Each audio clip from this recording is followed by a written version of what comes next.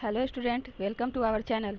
आज मैं आप लोगों को चैप्टर 3 का एक्सरसाइज जो है वो 3.1 का क्वेश्चन बताऊंगी। सबसे पहले हम लोग देखते हैं कि चैप्टर 3 में जो है क्या दिया हुआ है। चैप्टर 3 जो है वो आप लोगों का है दो चर वाले रैखिक समीकरण युग। चैप्टर 3 है ये आपका चैप्टर 3, ठीक है। इसका दिया क्या हुआ है, ये चैप्टर जो है ये आपका दो चर वाले रैखिक समीकरण युग्म, ठीक है। देखिए, रैखिक समीकरण के बारे में आप लोग जानते ही हैं कि रैखिक समीकरण जो होता है ये आपका क्या होता है, ax plus B Y plus C के फॉर्म में होता है, ठीक है। यहाँ पे दो चर वाले चर चर जानते हैं आप लोग। चर जो होता है ये आपका होता है एक्स वाई जेड, जो भी दिया हुआ रहेगा ये इसमें ये आपका हुआ चर, और अचर जो होता है कोई भी नंबर रहेगा तो वो आपका अचर होता है। अब रैखिक समीकरण है तो रैखिक समीकरण जो होता है वो आपका A X plus B Y plus C के फॉर्म में होता है। और ये युग्म है, युग्म मीन्स क्या होगा, ये जोड़ा में होगा, ठीक है। तो जोड़ा में होगा और ये फिर समीकरण होगा, दो समीकरण होगा, मतलब जोड़ा में होगा। तो देखिए उसका स्ट्रक्चर हम लोग क्या लिख सकते हैं, स्ट्रक्चर हम लोग लिख सकते हैं। रैखिक समीकरण का स्ट्रक्चर क्या होता है, ये होता है A X plus B Y plus C होता है। समीकरण है तो हम लोग जीरो ही करते हैं, ठीक है। अब यहाँ पे युग्म में लिखना है, मतलब हम लोग यहाँ पे दो ए होगा तो एक को ए वन मान लेते हैं। A one X plus B one Y plus ये C one equal to zero हो जाएगा। यहाँ पे A two X plus B two Y plus C two equal to zero हो जाएगा। युग्म में करना था इसीलिए ये क्या हो जाएगा, ये युग्म में हो गया, ठीक है, जोड़ा में हो गया समीकरण। यही आपका जो है ये आपका स्ट्रक्चर है। एग्जाम्पल जैसे हम लोग देख लेते हैं। एग्जाम्पल में है, आप लोग के बुक में ही दिया हुआ है 2x plus 3y minus 9 equal to zero, और ये 4x plus 6y minus 18 equal to zero. ये आपका एग्जाम्पल में हो गया। इसको हम लोग जो है, ये आपका एग्जाम्पल हो गया, ठीक है। इसको हम लोग को सॉल्व नहीं करना है, पहले मैं आप लोगों को सब बता देती हूँ कि क्या कैसे। अब देखिए इसका हल निकालेंगे, ठीक है। तो हल निकालने का भी बहुत सारा विधि होता है। हल निकालने की विधि, हम लोग हल निकालने की विधि देख लेते हैं, ठीक है। कितने तरीके से हम लोग हल निकाल सकते हैं। इसका सबसे पहला हो जाएगा आपका, ये आपका हो जाएगा, क्या हो जाएगा, गणितीय विधि हो जाएगा, गणितीय विधि। और ये दूसरा जो हो जाएगा ये आपका ग्राफीय विधि, ठीक है। एक गणितीय विधि होगा और एक आपका ग्राफीय विधि हो जाएगा। अब गणितीय विधि में भी जो है आपका अलग अलग चैप्टर में अलग अलग टाइप दिया हुआ कि किसको किस तरह से निकालना है। तो ये भी तीन तरह का होता है। एक होता है आपका विलोपन विधि, विलोपन विधि, ठीक है। दूसरा है आपका प्रतिस्थापन विधि, प्रतिस्थापन विधि, ठीक है। और तीसरा आपका है वज्र गुणन विधि। ये आप जैसे जैसे चैप्टर आगे देखते जाइएगा सब जो है आपको ये कोई क्वेश्चन बोलेगा विलोपन विधि से निकालने का, कोई क्वेश्चन प्रतिस्थापन विधि से, कोई वज्र गुणन विधि से, मतलब हर चैप्टर में अलग अलग आपको देखने को मिलेगा, ठीक है। तो चलिए अब जो है ये 3.1 देखते हैं कि इसमें किस विधि से निकालना है। तो चलिए स्टार्ट करते हैं। सबसे पहले जो है 3.1 का ये आपका हो जाएगा एक्सरसाइज 3.1। इसका क्वेश्चन नंबर 1 देखते हैं। क्वेश्चन में क्या दिया हुआ है। क्वेश्चन बोल रहा है, आफताब अपनी पुत्री से कहता है 7 वर्ष पूर्व मैं तुमसे 7 गुनी आयु का था, अब से 3 वर्ष बाद मैं तुमसे केवल 3 गुनी आयु का रह जाऊंगा, ठीक है। इस स्थिति को बीजगणितीय एवं ग्राफीय रूपों में व्यक्त कीजिए। इसको बीजगणितीय रूप में और ग्राफीय विधि से जो है व्यक्त करना है, हल करना है, ठीक है। तो चलिए सबसे पहले जो है अपनी पुत्री से बोलता है तो मान लेते हैं हम लोग, क्या मानते हैं, सबसे पहले वर्तमान आयु मानते हैं। तो माना आफताब की वर्तमान आयु क्या हो जाएगा, x मान लेते हैं। और इसकी पुत्री का जो है, पुत्री की वर्तमान आयु ये क्या हो जाएगा y। ये वर्ष में है तो वर्ष आप लिखिए या फिर नहीं भी लिखिए चलेगा, ये वर्ष में है, ठीक है। x और y हम लोग मान लिए, ठीक है। अब कह रहा है, क्या दिया हुआ है, 7 वर्ष पूर्व मैं तुमसे 7 गुनी आयु का था। सबसे पहले 7 वर्ष पूर्व इसका आयु देखते हैं। तो जब भी पहले की आयु होगा तो वर्तमान में से उसको घटाते हैं, ठीक है। और बाद वाले आयु में वर्तमान आयु में जितना दिया रहेगा उसको जोड़ते हैं। तो पहले का आयु पूछ रहा है 7 वर्ष पहले, पूर्व मतलब पहले, तो 7 वर्ष पहले आपका हो जाएगा 7 वर्ष पूर्व देख लेते हैं। 7 वर्ष पूर्व किसकी आयु, आफताब की आयु पहले देखते हैं। आफताब की आयु क्या हो जाएगा, अभी वर्तमान x है, 7 वर्ष पहले क्या हो जाएगा, x माइनस 7 हो जाएगा, ठीक है। और इसकी जो है 7 वर्ष पूर्व पुत्री की आयु भी हो जाएगा, तो पुत्री की आयु जो है अभी वर्तमान में y है, तो 7 वर्ष पहले y माइनस 7 हो जाएगा। अब क्या बोल रहा है, अब प्रश्नानुसार देखते हैं, प्रश्नानुसार, ठीक है। बोल रहा है 7 वर्ष पूर्व मैं तुमसे 7 गुनी आयु का था, मतलब जो है आफताब 7 गुनी आयु का था, ठीक है। तो जो छोटा होता है उसमें हम लोग गुना करके उसको बराबर करते हैं। देखिए कैसे, 7 वर्ष पूर्व का आयु बोल रहा है, तो 7 वर्ष पूर्व जो है कह रहा है मैं तुमसे, मतलब पुत्री से कह रहा है, मतलब पुत्री का आयु जो है 7 वर्ष पूर्व y माइनस 7 था, ये 7 गुनी आयु का था। तो जब हम अगर ये 7 गुनी आयु का था तो दोनों को बराबर करेंगे, तो इसमें गुना करेंगे 7 से, तभी तो ये दोनों बराबर होगा। तो चलिए इसमें गुना कर दिए, ये आपका हो जाएगा x minus 7 equal to 7y minus 7 7 ज़ा 49। ये यहाँ से हो जाएगा x माइनस, ये इधर आ जाएगा, और ये हो गया माइनस 49, और ये प्लस में चला जाएगा, ठीक है। अब ये हो जाएगा x minus 7y equal to minus 42। ये आपका समीकरण निकल गया, एक समीकरण निकल गया, ठीक है। अब कह रहा है, अब देखिए क्वेश्चन में क्या बोल रहा है, ये एक समीकरण निकल गया, दूसरा हम लोग निकालते हैं।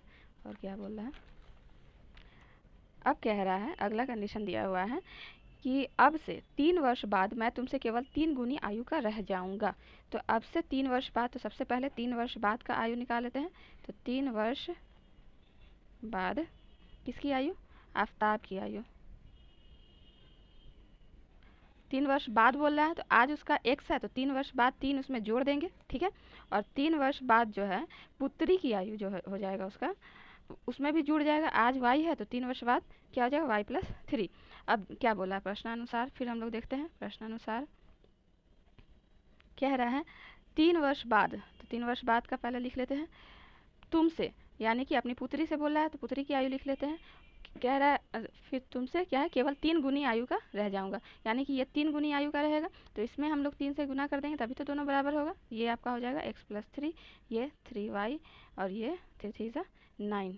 अब देखिए ये हो जाएगा आपका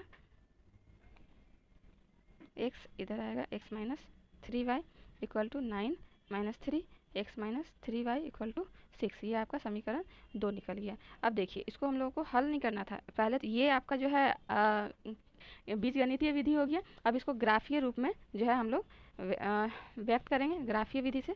अब देखिए ग्राफीय विधि में हम लोग क्या करते हैं, सबसे पहले जो है समीकरण लिखते हैं, उसके बाद उसका पॉइंट निकालते हैं, ठीक है।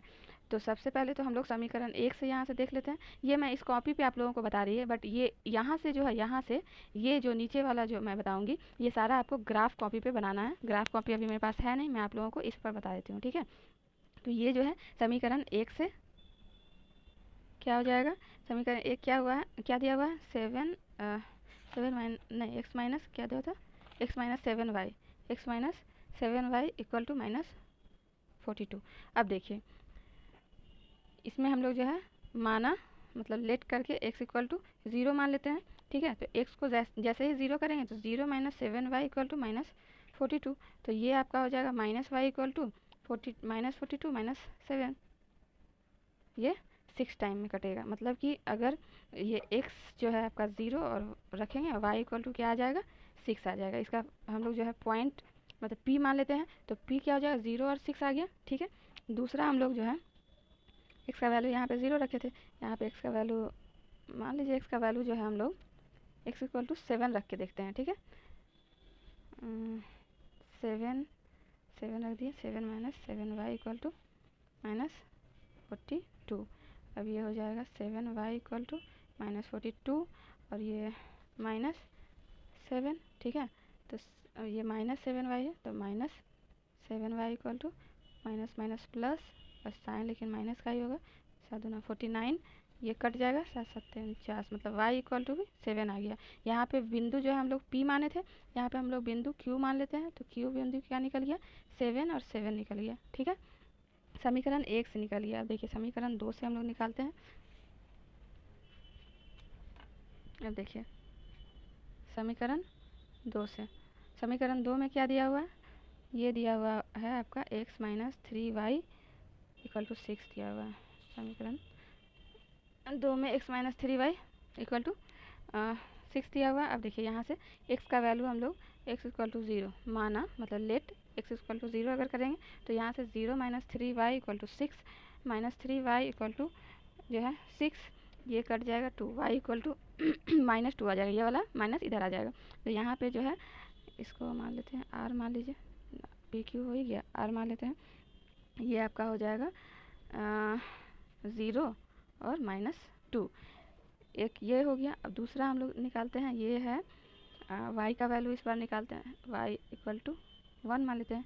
ठीक है, y इक्वल टू 1 मानेंगे तो क्या आ जाएगा, x माइनस 3 इंटू 1 हो जाएगा equal to 6, x equal to 6 minus है तो ये आपका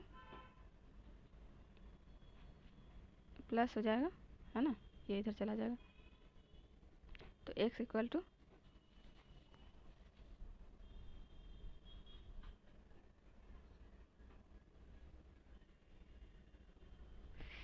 ये आपका पहले x लिखते हैं फिर y, ये आपका बिंदु निकल गया। ठीक है, बिंदु हम लोग जो है निकाल लिए हैं।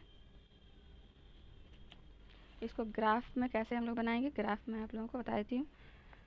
सबसे पहले ग्राफ आप लोग ग्राफ कॉपी पे बनाएंगे। ठीक है, मेरे पास है नहीं, इस वजह से मैं इसी पर बता रही हूँ।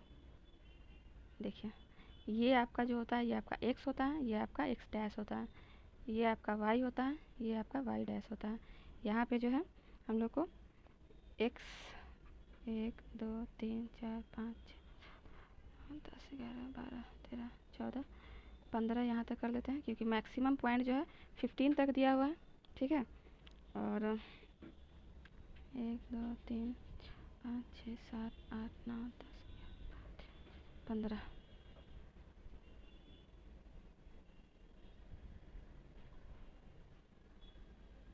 ये बस समझाने के लिए मैं आप लोगों को बता रही हूँ। ये आपका इनिशियल पॉइंट होता है, ये आपका क्या होता है, 0। ठीक है, तो चलिए सबसे पहला जो है समीकरण 1 से हम लोग निकाले थे, क्या निकाले थे, 0 और 6 निकाले थे। ठीक है, तो 0 मतलब x पर 0 होना चाहिए, तो x पर जो है ये आपका, सबसे पहले मैं लिख देती हूँ 1 2 3 4,